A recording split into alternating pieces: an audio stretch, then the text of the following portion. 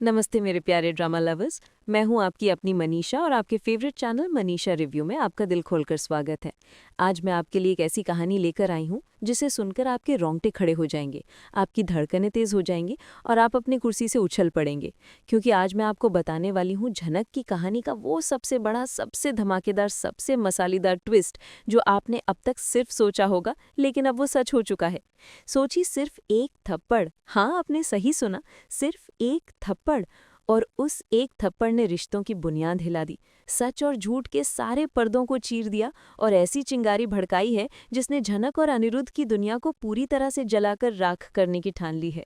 क्या ये थप्पड़ एक बेबस बेटी का अपने उस बाप के खिलाफ विद्रोह था जिसने उसे हमेशा पराया समझा, या फिर एक स्वाभिमानी लड़की का अन्याय और बेइज्जती के खिलाफ ऐलाने जंग? आज हम इसी सवाल का जवाब ढूंढेंगे। और यकीन मानिए, आपको हर पल, हर लम्हे पर लगेगा बस अब और इंतजार नहीं होता। तो तैयार हो जाइए, अपनी कुर्सी की पेटी बांध लीजिए, क्योंकि ये राइड बहुत ही ज्यादा दिलचस्प होने वाली है। और हाँ, पॉपकॉर्न लेना मत भूलना, क्योंकि ये एपिसोड किसी ब्लॉकबस्टर फिल्म से कम नहीं होने वाला। चलिए, बिना किसी देरी के सीधा सीन में कूदते हैं।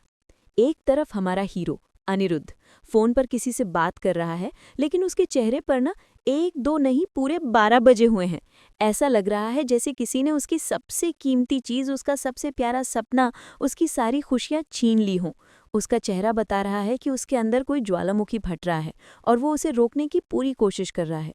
उसकी आंखों में गुस्सा है, बेबसी है और हाँ, थोड़ी सी निराशा भी। ऐसा क्या हुआ होगा कि हमारा अनिरुद्ध इतना परेशान है? यही तो है आज के सस्पेंस का पहला लेयर। और दूसरी तरफ है हमारी झनक, जिसकी आंखों में ना एक अजीब सी दहशत है, एक अनजाना सा डर, ऐसा डर जो किसी बड़े तूफान के आने से पहले महसूस होता है। उसकी आंखें जो हमेशा चमकती रहती थीं, आज उनमें एक खालीपन है, एक उदासी है, और हाँ, आने वाले तूफान का डर साफ साफ दिख रहा है। उसकी धड़कनें तेज चल रही हैं, जैसे वो किसी अनहोनी का इंतजार कर रही हो।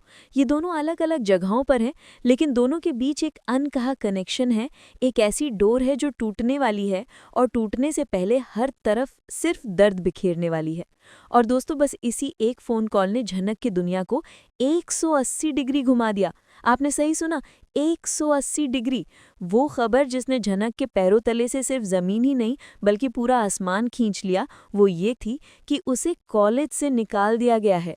ज़रा सोचिए, उस लड़की पर क्या बीती होगी, उस झनक पर जिसने अपनी पूरी जिंदगी, अपनी सारी उम्मीदें, अपने सारे सपने, अपनी पढ़ाई और अपनी करियर पर टिका रखी थी।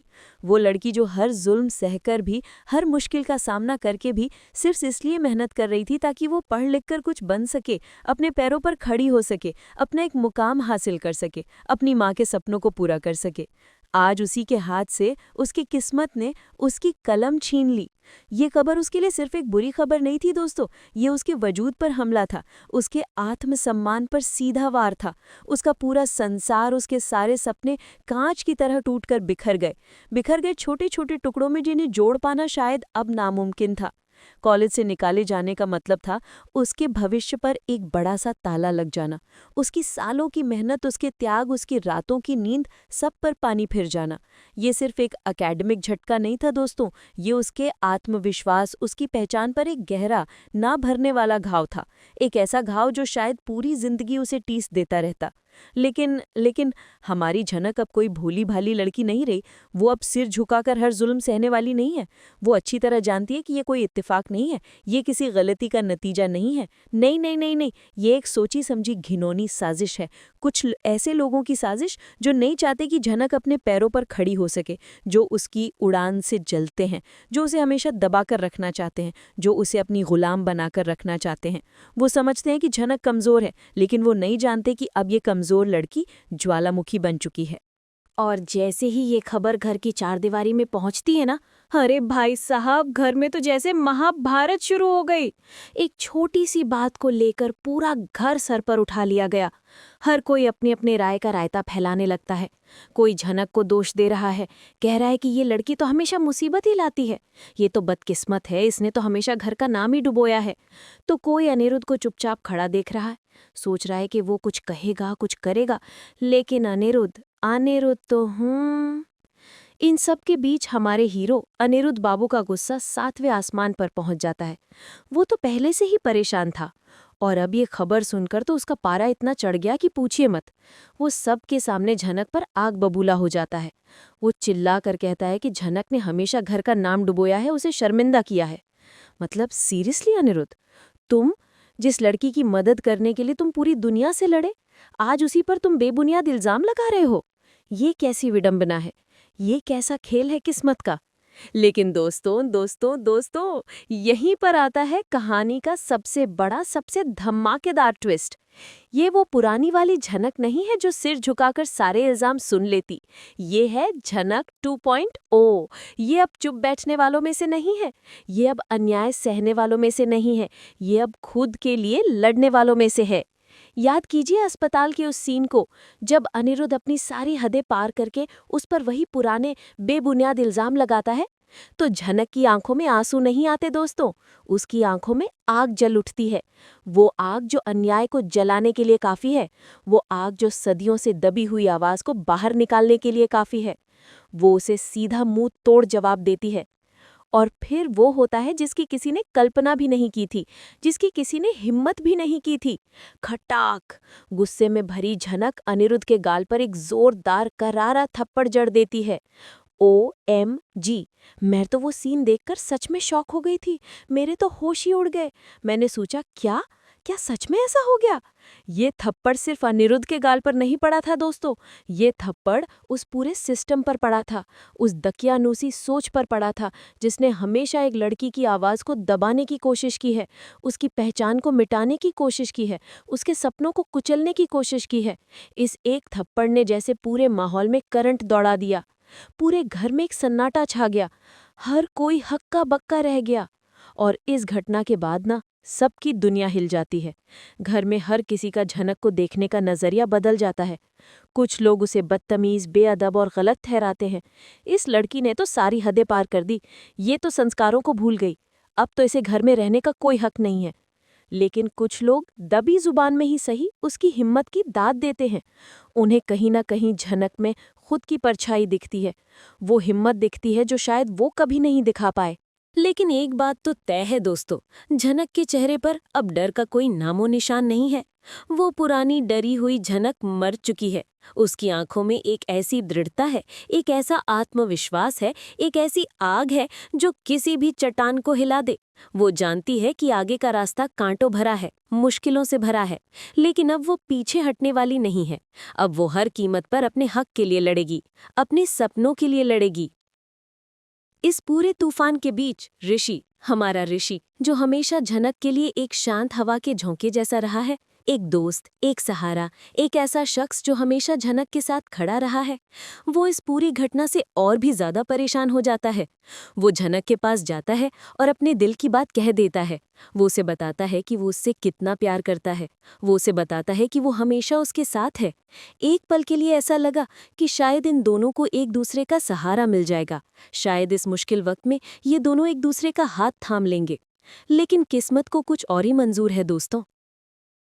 झनक उसे बहुत ही समझदारी से समझाती है। वो कहती है कि वो भी उसके लिए अपने दिल में जगह रखती है, वो भी ऋषि को पसंद करती है, लेकिन अभी इस वक्त उसका सबसे बड़ा मकसद, उसकी सबसे बड़ी लड़ाई अपने सपनों को पूरा करना है, खुद को साबित करना है, अपनी पहचान बनाना है।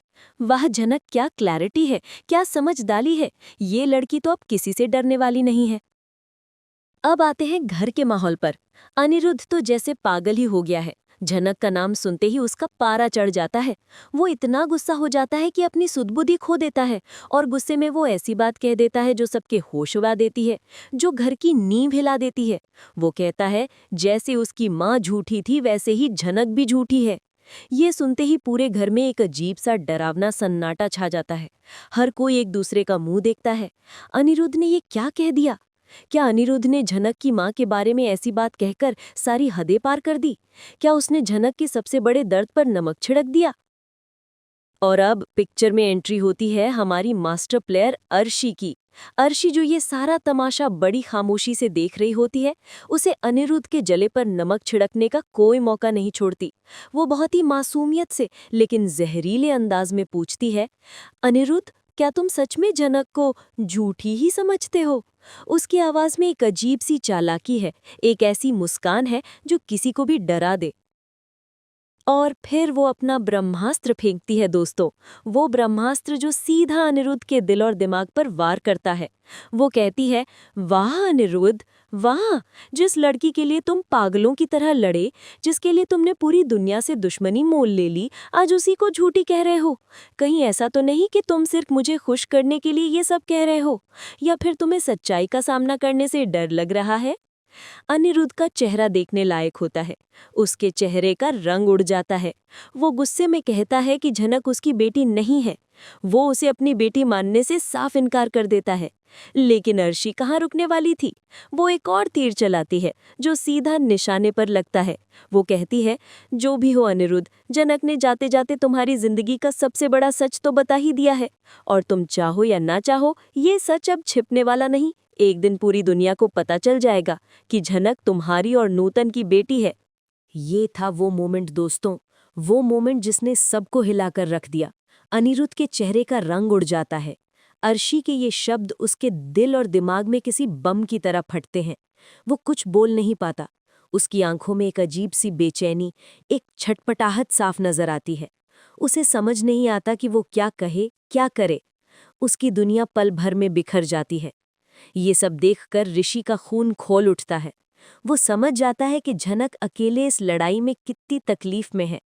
वो मन ही मन ठान लेता है कि चाहे कुछ भी हो जाए, वो झनक को उसका हक, उसका न्याय दिलाकर रहेगा। भले ही इसके लिए उसे पूरे परिवार के खिलाफ ही क्यों न जाना पड़े, भले ही उसे सबको अपना दुश्मन क्यों न बनाना पड़े। ऋषि अब झनक का सच्चा सहारा बनने के लिए तैयार है। और हमारी झनक, वो अब पूरी तरह से एक नई लड़ाई के लिए तैयार है। वो आत्मनिर्भर बनने की राह पर निकल पड़ी है। घर में जो लोग उसे बोझ समझते थे, आज वही लोग उसकी जिद, उसकी हिम्मत और उसके आत्मविश्वास को देखकर हैरान है। उन्हें यकीन नहीं हो रहा कि ये वही झनक है जिसे वो हमेशा कमज़ोर समझते थे। वो समझ चुकी है कि अब उसे किसी के सहारे की ज़रूरत नहीं है। उसे अपनी पहचान खुद बनानी होगी, अपने सपनों को खुद पूरा करना होगा। तो दोस्तों, कहानी अब एक ऐसे मोड़ पर आ खड़ी हुई है जहां से कई रास्ते निकलते हैं। क्या अनिरुद्ध अर्शी के इस वार के बाद टूट जाएगा और सच को स्वीकार करेगा, या फिर वो अपने गुस्से और अहंकार में झनक को हमेशा के लिए खो देगा? क्या ऋषि झनक का सहारा बनकर उसका सच्चा प्यार हासिल कर पाएगा, या फिर झनक अपने सपनों को प्राथमिकता देकर प्यार को पीछे छोड़ देगी? और सबसे बड़ा सवाल, झनक की ये लड़ाई उसे कहाँ ले जाएगी? क्या वो अपने सपनों को पूरा कर पाएगी? क्या वो अपनी पहचान बना पाएगी? क्या उसे उसका हक मिल पाएगा? आपको क्या लगता है, आप किसकी टीम में है? टीम झनक जो अपने स्वाभिमान के लिए लड़ रही है, टीम अनिरुद्ध जो अपनी सच्चाई से भाग रहा है, या टीम ऋषि जो प्यार और न्याय के लिए खड़ा है? मुझे नीचे कमेंट्स में लिखकर ज़रूर बताइएगा।